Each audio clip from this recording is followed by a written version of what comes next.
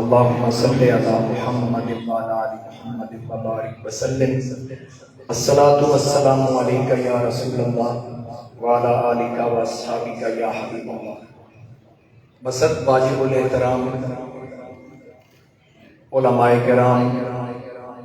مہمانان گرامی، حاضرین و سامعین، اساتذہ کرام، عزیز طلباء، آج کی یہ تقریب سعید جیسا کہ آپ کے علم میں ہے سالانہ جلسہ دستار فضیلت حفاظ کرام، قراء اعظام، علماء کرام جن کے سروں پر عزت کی دستار رکھی گئی، اس حوالے سے اس کا اہتمام کیا گیا. پروگرام کے خوبصورت علاقات پر جملہ اساتذہ ماڈل مدرسہ مدنیہ غوثیہ اور بالخصوص جناب محترم المقام عزت مآب ملک لال خان صاحب اور تمام طلباء مبارکباد کے مستحق ہیں. منشی اللہ دلہ صاحب بھی جن کی بڑی محنت ہوتی ہے ہر پروگرام میں، اللہ تعالیٰ ان کو صحت و سلامتی والی لمبی عمر عطا فرمائے. جتنے ہمارے معزز مہمان یہاں تشریف لائے، میں تمام کا تہ دل سے شکر گزار ہوں کہ آپ ہماری دعوت پہ ہماری اس محفل کو رونق بخشنے کے لیے یہاں تشریف لائے. اور بالخصوص جناب حضرت صاحبزادہ پیر سید الفت حسین شاہ صاحب، آپ بھی ہماری اس محفل کی رونق بنے. دیگر معزز مہمان جناب ملک محمد خان صاحب، ملک حماد حمزہ چوہان صاحب، حاجی فرخ افتخار صاحب کے صاحبزادہ صاحب، ان کی نمائندگی کرتے ہوئے یہاں تشریف فرما ہے. جناب محترم بابا جی محمد حنیف قادری صاحب، سب کا میں شکر گزار ہوں. ملک لال خان صاحب بڑی محنت کے ساتھ ہماری سرپرستی فرماتے ہیں اور اللہ کے فضل و کرم سے آج یہ بہاریں جو آپ دیکھ رہے ہیں اس میں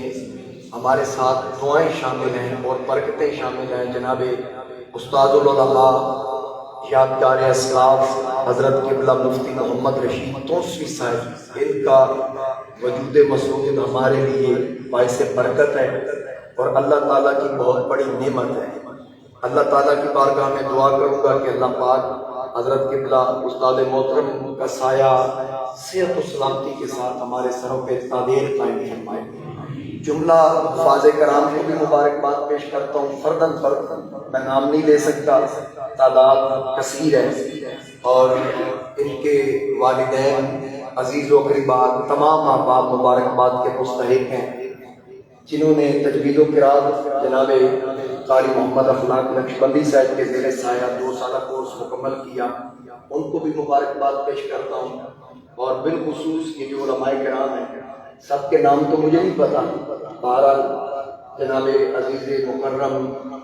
محمد فاروق حیدر صاحب اور میرے عزیز میرے بھتیجے بھی ہیں جناب قاضی غلام دستگیر صاحب،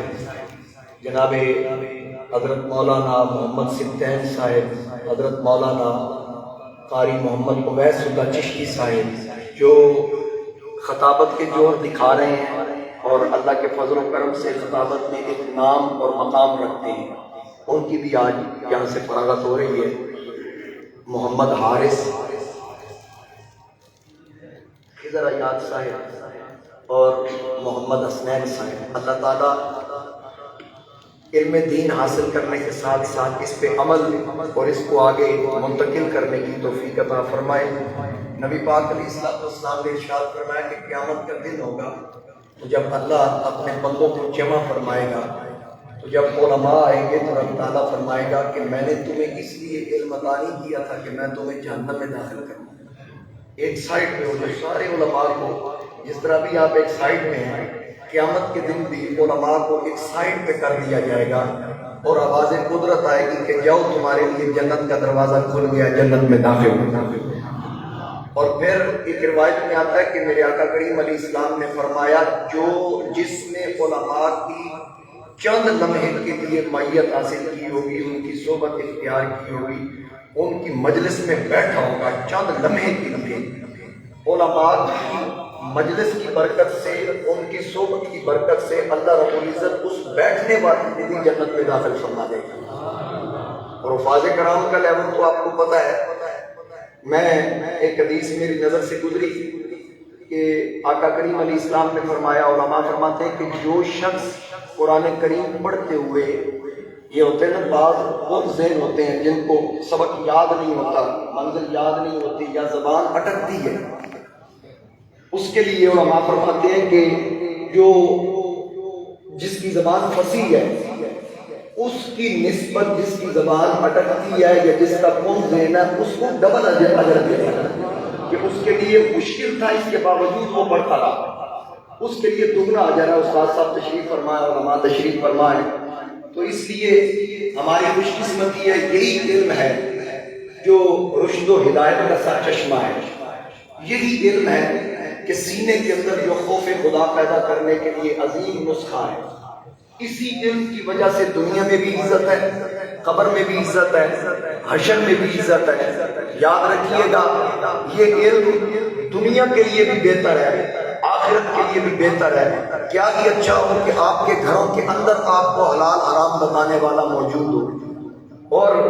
جو آپ کے لیے ہدایت کا سبب بھی ہو، صراط مستقیم کا سبب بھی ہو، اور قیامت والے دن آپ کے لیے بخشش کا سبب بھی ہو۔ حدیث پاک ہے، ایک مشہور حدیث پاک ہے، آپ کو پتہ بھی ہوگا، سن رکھی ہوگی کہ قیامت والے دن حافظ قرآن کے باپ اور اس کی والدہ کے سر پہ نورانی تاج سجے گا۔ تو صرف یہاں تک نہیں، یہاں سے اندازہ یہ بھی لگا لیں کہ اگر حافظ قرآن اس کے والد کے سر پہ تاج سجے گا، اس کی والدہ کے سر پہ تاج سجے گا، کس وجہ سے؟ کہ اس کے بیٹے نے یا بیٹی نے قرآن کریم کی دولت کو سینے میں محفوظ کیا۔ اگر اس کی وجہ سے والدین کا اعزاز یہ ہوگا تو اندازہ لگایا جا سکتا ہے کہ حافظ قرآن کا کیا اعزاز ہوگا، اس دن اس کا لیول کیا ہوگا۔ اور پھر اپنے خاندان کے 25 کی روایت بھی ہے، 10 کی روایت بھی ہے، اپنے خاندان کے 10 یا 25 افراد وہ حافظ قرآن ان کی سفارش کر کے ان کو بھی اپنے ساتھ جنت میں لے کر جائیں گے۔ اور حافظ قرآن سے کہا جائے گا، ساجد اقبال صاحب بیان فرما رہے تھے کہ اس کا مقام و مرتبہ یہ ہوگا کہ اس سے کہا جائے گا کہ شروع کر دو الحمد سے اور قرآن کی تلاوت کرتا جا، جنت کی سیڑھیاں چڑھتا جا، الحمد سے لے کر والناس تک، جب تم چڑھتا جائے گا الحمد سے لے کر والناس تک، جتنا رقبہ تیرے پیروں میں لے آئے گا یہ سارے کا سارا تیرے نام کا۔ تو اس لیے دنیا کے اندر بھی یہ چراغ ہے، قبر میں بھی روشنی کا سبب ہے، حشر میں بخشش کا سبب ہے۔ میری دعا ہے اللہ کریم جتنے حفاظ ہیں ان کو یاد رکھنے کی بھی توفیق عطا فرمائے، والدین ان کو وقت دیں تاکہ یہ منزل کو یاد رکھیں، اور تراویح کا اہتمام بھی کریں، کوشش کریں کہ رمضان شریف میں مصلی سنائیں، کم از کم سنا نہیں سکتے تو سنیں ضرور، یا نفلی عبادت گھروں میں کریں، نفلی عبادت کا اہتمام کر کے ان کے ذمہ لگائیں کہ روزانہ منزل یاد کرو اور منزل سناؤ، تاکہ والدین کو پتہ چلے جو ہمارا حق تھا ہم نے ادا کر دیا، جو اساتذہ کا حق تھا انہوں نے ادا کر دیا، اب آگے والدین کی ذمہ داری ہے۔ دعا گو اللہ تعالیٰ اپنے حبیب صلی اللہ علیہ وآلہ وسلم کے صدقے ہمارے لیے بھی یہ بخشش کا سبب بنائے، اور میرے والد صاحب رحمۃ اللہ علیہ کے درجات بلند فرمائے، ہمارے جتنے اساتذہ، ہمارے انتظامیہ کے اراکین، اللہ کریم سب کے اسلاف کی بخشش فرمائے۔ وآخر دعوانا ان الحمد للہ۔